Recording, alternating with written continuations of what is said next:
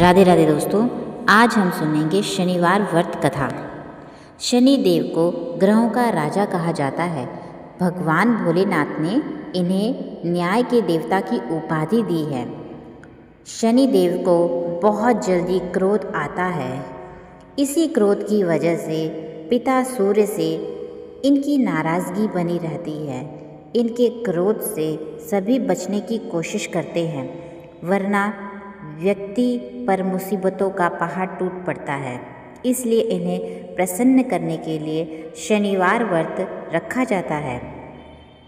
व्यक्ति शनि दोष से बचने के लिए, शांत रखने के लिए अनेक उपाय करते हैं। शनि कृपा से व्यक्ति को सुख और वैभव की प्राप्ति होती है। जो लोग शनिवार का व्रत करते हैं उनको पूजा के समय शनिवार व्रत कथा का श्रवण अवश्य करना चाहिए। शनिवार व्रत कथा। एक बार सभी 9 ग्रह सूर्य, चंद्र, मंगल, बुध, बृहस्पति, शुक्र, शनि, राहु और केतु में बहस हो गई। कौन सबसे बड़ा है? आपस में लड़ने के बाद सभी देवराज इंद्र के पास पहुँचे। इंद्र असमंजस की स्थिति में निर्णय नहीं ले पाए, परंतु उन्होंने सभी ग्रहों को सुझाव दिया कि पृथ्वी पर राजा विक्रमादित्य ही उनका फैसला कर सकते हैं, क्योंकि वह बहुत ही न्यायप्रिय राजा हैं। सभी पृथ्वी पर राजा विक्रमादित्य के पास गए और अपने आने का कारण बताया। राजा उनकी समस्या को सुनकर बहुत परेशान हो गए। उनका चिंतित होना लाजमी था, क्योंकि जिसको भी किसी से छोटा बताया तो वह गुस्सा कर जाएगा। राजा के काफ़ी सोच विचार के बाद उन्हें एक उपाय सूझा। उन्होंने सुवर्ण, रजत, कांस्य, पित्तल, सीसा, रांगा, जस्ता, अभ्रक और लोहे जैसे 9 सिंहासन का निर्माण करवाया और उन्हें उपयुक्त क्रम में रखा दिया गया। से निवेदन किया गया कि कर्मानुसार सिंहासन पर आसन ग्रहण करें। शर्त रखी गई, जो सबसे अंतिम में सिंहासन पर आसन ग्रहण करेगा वही सबसे छोटा माना जाएगा, जिसकी वजह से शनि देव सबसे बाद में आसन प्राप्त कर सकें और सबसे छोटे कहलाएं। क्रोध के आवेश में आकर शनि देव ने सोचा कि राजा ने यह जानबूझकर किया है। कुपित होकर राजा से कहा कि राजा, तू मुझे नहीं जानता। सूर्य एक राशि में 1 महीना, चंद्रमा 2.25 महीने 2 दिन, मंगल 1.5 महीना, बृहस्पति 13 महीने, बुध और शुक्र 1-1 महीने विचरण करते हैं। लेकिन मैं 2.5 से 7.5 साल तक रहता हूँ। मैंने बड़े बड़े विनाश किए हैं। श्री राम जी की 7.5 आने पर उन्हें जंगल जंगल भटकना पड़ा और रावण की आने पर लंका को बंदरों की सेना से प्रहस्त होना पड़ा। क्रोधित शनिदेव ने राजा से कहा कि अब आपको सावधान रहने की ज़रूरत है।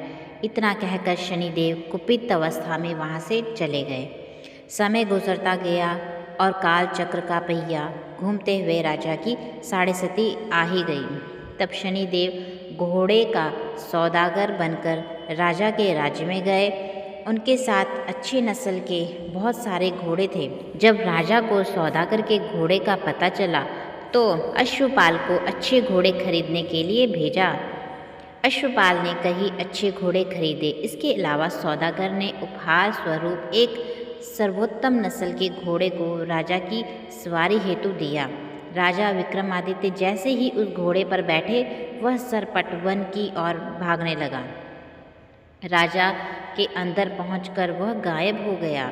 भूख प्यास की स्थिति में राजा जंगल में भटकते रहे। अचानक उन्हें एक ग्वाला दिखाई दिया। उसने राजा की प्यास बुझाई। राजा उससे प्रसन्न होकर उसको अंगूठी देकर नगर की तरफ चल गए। वहाँ एक सेठ की दुकान पर पहुंचकर उन्होंने जल पिया और अपना नाम विका बताया। भाग्यवंश उस दिन सेठ की खूब आमदनी हुई। सेठ खुश होकर उन्हें अपने साथ घर ले गया। सेठ की घर में खूंटी पर एक हार लटका था, जिसको खूंटी निगल रही थी। कुछ ही देर में हार पूरी तरह से गायब हो गया। सेठ वापस आया तो हार गायब था। उसे लगा कि विका ने ही उसका हार चुराया है। सेठ ने विका को कोतवाल से पकड़वा दिया और दंड स्वरूप राजा उसे चोर समझकर हाथ पैर कटवा दिए। अपंग अवस्था में उसे नगर के बाहर फेंक दिया गया। तभी वहाँ से एक तेली निकल रहा था। उसको विका पर बहुत दया आई। उसने विका को अपनी गाड़ी में बिठाया। विका अपनी जीभ से बैलों को हाँकने लगा। कुछ समय पश्चात राजा की शनि दशा समाप्त हो गई। वर्षकाल आने पर विका मल्हार गाने लगा।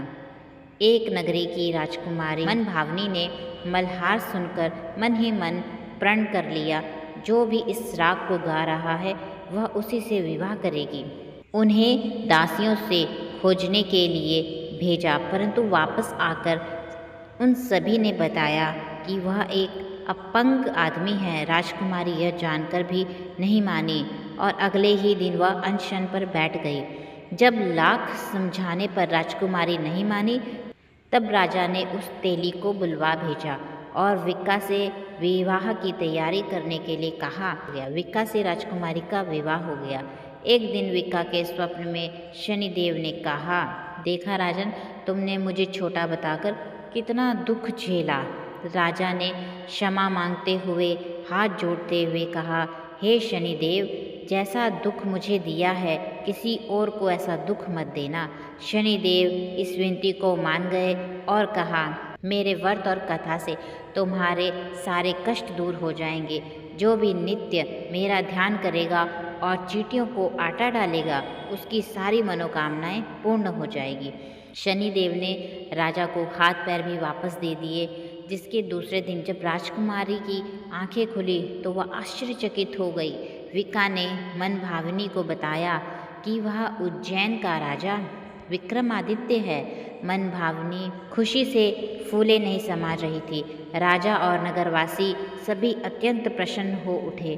सेठ ने जब यह सुना तो वह पैरों में गिरकर क्षमा मांगने लगा। सेठ ने निवेदन करते हुए कहा कि मुझे शांति तभी मिलेगी जब आप मेरे घर चलकर भोजन करेंगे। सेठ ने कई प्रकार के व्यंजनों से राजा का सत्कार किया।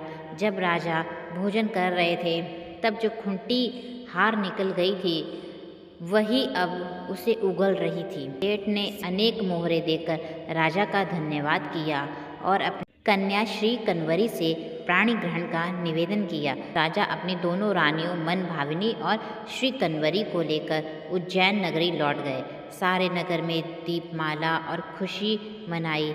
राजा ने घोषणा करते हुए कहा कि मैंने शनिदेव को सबसे छोटा बताया था, लेकिन असल में वह सर्वोपरि हैं। तभी से सारे राज्य में शनिदेव की पूजा और कथा नियमित हो गई। सारी प्रजा के बीच सुखी और आनंद का वातावरण बन गया। शनिदेव के व्रत की कथा को जो भी सुनता या पढ़ता है उसके सारे दुख दूर हो जाते हैं। बोले शनिदेव महाराज की जय।